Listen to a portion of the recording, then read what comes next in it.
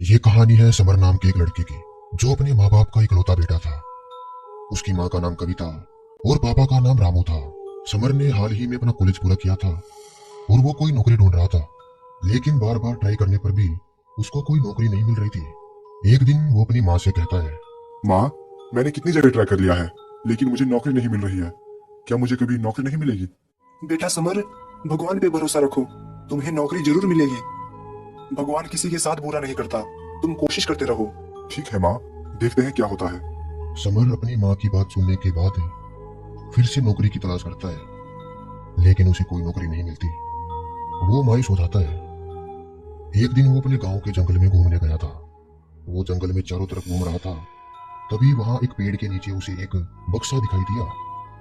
Summer उस बक्से के पास गया। उसने चारों तरफ देखा, लेकिन वहां कोई नहीं था। अरे, ये बक्सा किसका है? यहाँ तो कोई है भी नहीं। चलो देखता हूँ इसके अंदर क्या है।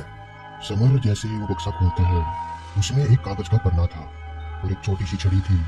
समर उस कागज पर लिखे शब्द पढ़ने लगा, जिसमें लिखा था कि अगर आप खजाना पाना चाहते हो तो रामपुर गांव के शिव की गुफा में जाकर आपको इस छड़ी को हाथ में लेकर बोलबम बोलबम बोलबम कहना पड़ेगा और वो खजाना तुमको मिल जाएगा।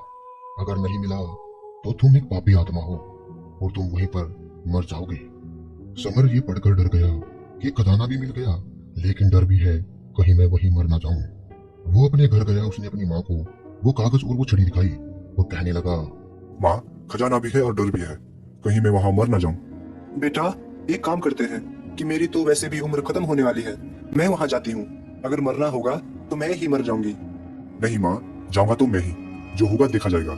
समर ये कहकर रामपुर गांव के लिए निकल पड़ा। वो गांव में पहुंचा। वहां उसने एक आदमी से पूछा, अरे भाई, ये शिव गुफा कहाँ है इस गांव में? मुझे वहां जाना है।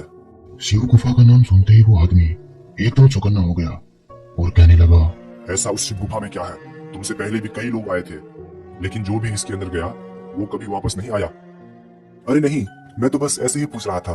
मैं तो भक्त हूँ शिव का, बस उनके दर्शन करने जा रहा हूँ। अच्छा ठीक है, जाओ, गांव के ऊपर पहाड़ पे वो गुफा है। समर पहाड़ की तरफ जाने लगा। वो उस गुफा के सामने पहुंचा। वहां एक आदमी बैठा हुआ था। वो समर को देखते ही कहने लगा, तुम यहाँ खजाने के लिए आए हो ना? मैं भी कब से यहाँ इंतजार कर रहा हूँ कि कोई तो उस खजाने को यहाँ से निकाले, ताकि मैं अपनी पूरी जिंदगी आराम से जी सकूं। अगर तुम्हें इतनी ही खजाने की जरूरत है तो तुम अंदर क्यों नहीं गए? लेकिन मुझे डर लगता है कहीं मैं अंदर ही मर ना जाऊं। तो ये डर तो सबको है कि कहीं हम अंदर मर ना जाए। तुम अंदर जाओ और मेरे लिए वो खजाना ढूंढो।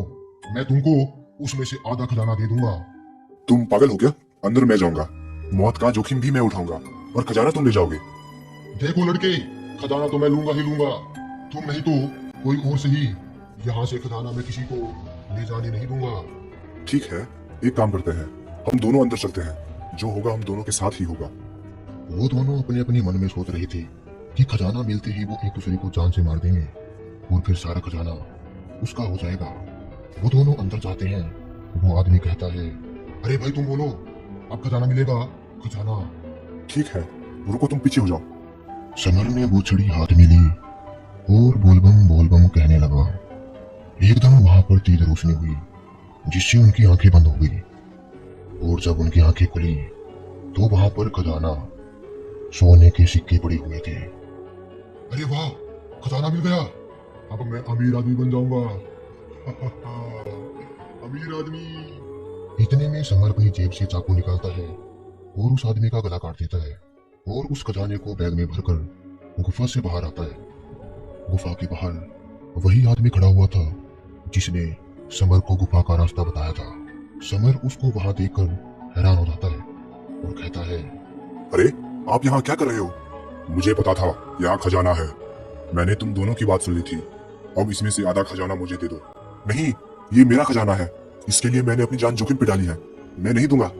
वो आदमी तभी एक तलवार निकालता है और समर को मार देता है और सारा खजाना लेकर वहां से भाग जाता है। मोरल, दोस्तों, लालच हमेशा बुरी बला होती है। अगर समर उसको अपना आधा खजाना दे देता तो वो उस आधे खजाने में अपनी पूरी जिंदगी आराम से जी लेता, लेकिन उसने लालच किया और वो मारा गया। इसलिए हमें कभी लालच नहीं करना चाहिए।